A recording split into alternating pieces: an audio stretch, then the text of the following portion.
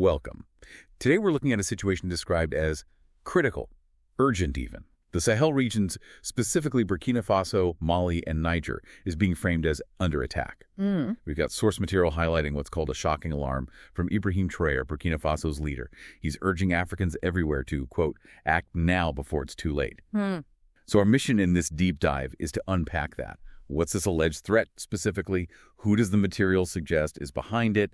And, what did Traoré actually mean by that call to action? The sources we have offer a really distinct viewpoint. They call it a war for sovereignty that's unfolding right now. That's right. And on the surface, well, you see the military standoff, right?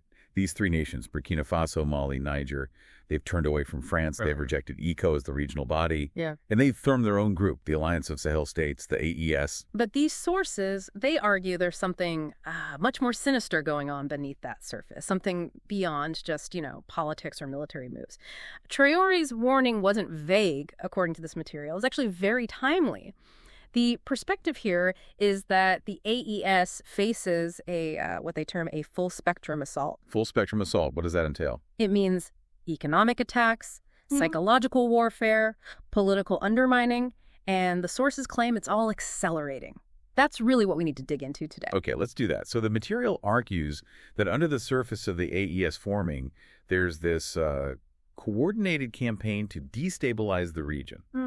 And it's not just military stuff, as you said. It's talking sabotage, covert operations, foreign agents, even a media war, designed, it seems, to turn people against each other. Exactly. And the multi-pronged nature of this assault, that's what's really striking, according to these accounts. It starts, they say, with internal destabilization. Just look at Burkina Faso. The material reports Traoré has survived multiple coup attempts. Multiple. Yeah. And claims of real threats from within his own military, intelligence leaks, plots that are traced back to external influences. Some sources even name names, well, not exactly names, but point to neighboring states and former regime loyalists working hand in glove with foreign agents. So the big question they raise is who benefits if Traoré falls? That's the core question posed. And it's not just Burkina Faso, right? Yeah. You mentioned Mali earlier. Does the material talk about similar things happening there? It does. For Mali, it details these coordinated disinformation campaigns, really trying to delegitimize the government. It's an information battleground, too. And then there's Niger. After the military takeover there, remember the immediate sanctions and regional isolation. Yes, very swift. Well, this analysis points the finger at ECOWAS, saying it led the charge, but describes it as acting under pressure from France and with the fingerprints of Western intelligence everywhere. The narrative here paints ECOWAS less like a, regional brotherhood and more like a kind of disciplinary committee for the West, which leads the source material to ask, is this really African unity or foreign-controlled compliance? A really pointed question. Okay, let's shift a bit to the economic side. The sources use this phrase, economic sabotage tightening the noose. What does that actually look like? How are they feeling it financially? Well, the details are quite specific. Things like access to regional banks cut off, trade routes disrupted, financial flows being slowed down or weaponized. Weaponized how? Think food imports blocked, currency reserves frozen, key development projects stalled, things that hit ordinary people, Now, the AES is reportedly trying to build alternative systems to get around this, but the sources are clear. The pressure is real, very real. And tangled up in all this is the military presence, isn't it? The analysis mentions AFRICOM, the U.S. Africa Command, notes the American military presence in Niger remains a silent but dangerous factor. Officially, the reason given is to fight terrorism. But the source asks bluntly, whose security are they really protecting? Right, and that question gets even heavier when you read the reports about the alleged arming of insurgents and jihadist groups.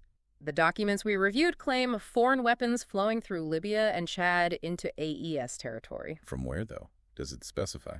It suggests external actors, but focuses on the flow Libya, Chad into AES countries. And it notes that groups once dormant now active again, engaging in coordinated attacks, guerrilla raids. It makes you ask, or rather it forces the question posed in the material, are these fighters just opportunistic, or is there something more? Are they being supported, armed, and directed specifically to weaken the Sahel from within? That's the implication. That's a chilling picture. Fighting not just visible enemies, but potentially directed groups, economic pressure, internal plots. So where does this leave them? The analysis says the people of the Sahel are fighting for their future, yes, but also fighting ghosts. Ghosts with deep pockets, satellites, and narratives crafted thousands of miles away. Which brings us, I suppose, squarely to the information war. Exactly. The claim is that there are entire campaigns being run online to discredit Traoré, Goïta, and Tiani, the AES leaders. You see it perhaps in how some Western media outlets call them juntas, dictators, autocrats. Right, those labels are common. But the source material pushes back hard on that. It asks who gets to define leadership. And it suggests, quite forcefully, that it's the same powers that propped up corrupt regimes for decades. The same ones that, it says, cheered as Africa privatized everything and sold out its own children for IMF loans. Strong words. Very strong. And that leads into some really fundamental questions the analysis raises, like, why are former colonial powers so terrified of 3 African countries deciding their own future? And also, why are so many resources being thrown at breaking up the AES alliance if these nations are supposedly so irrelevant? Little questions. It also wonders about the silence, the relative silence, maybe the African Union, of regional intellectuals. Why aren't more voices speaking out, it asks? And when you put all that together, the stakes, according to this perspective, become incredibly high. Huge! If the AES fails, the message it sends is chilling. Yeah. Every other African leader, don't you dare try to free yourself. A warning. But conversely, if the AES succeeds, well, then the dream of a self-reliant, united Pan-African future becomes unstoppable. The Sahel, in this view, isn't just a regional issue, it's a front line. A front line. Okay, so given those stakes, Traoré's call for Africans everywhere to act makes more sense in this context. He didn't give a detailed playbook, apparently, but the source analysis does try to break down what acting could mean for you, for the listener. Yeah, it tries to make it practical. The first point is basically about information, spread the truth. That means things like sharing verified stories, supporting independent African media, starting conversations, with family, friends, in your church, your WhatsApp groups. The idea is don't let the mainstream Western outlets be the only narrative. You can use your voice as a kind of media channel. Okay, spreading information. What else? Second, support local autonomies, especially if you're in the diaspora. Find ways to back African businesses, particularly those based in AES countries. How? Like buying from them? Buying direct, yeah. Sharing their products online, donating to Pan-African causes that support this vision. The argument is simple. Every dollar redirected from foreign-controlled systems strengthens the resistance. Makes sense. Redirecting resources. Then third, challenge foreign narratives. Pushback.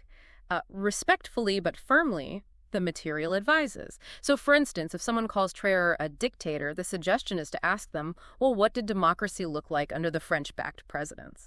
Providing historical context. Exactly. Or if someone says Africa needs saving, ask who it needed saving from. The source reminds us history doesn't lie, but it can be buried, implying it's our job to unearth it. Okay, challenge narratives. And Yeah. there's a fourth point. Actually, yes, connect and organize. Fourth point. The idea is that people who believe in this vision, whether they're in Atlanta, Accra, Paris, Pretoria, they can connect. Organize rallies, join forums, start Pan-African reading clubs, even mobilize around African embassies and raise your voice for non-intervention, collective action. Connect and organize. Got it. There's a final suggestion. Pray, but interestingly, it says not passively, to pray with purpose, as if the future of Africa depends on it. Maybe it does. That's quite a closing thought on the action. It is. It frames prayer itself as a form of active participation in this struggle. So wrapping this up, the sources we've dug into today paint a picture of a Sahel under serious attack, multi-layered attack, but crucially, not defeated, a region that is resisting. And that resistance, this material argues, needs a voice, your voice. Yeah, the stakes couldn't be clearer from this perspective. But the vision they present, this potential for a self-reliant Africa, that's powerful too. It really frames this as a pivotal, maybe historic moment. So perhaps the final thought for you, the listener, is the one posed by the material itself. Where do you stand? With silence or with sovereignty? With fear or with freedom? With those who exploit or with those who are trying to build? Something to consider.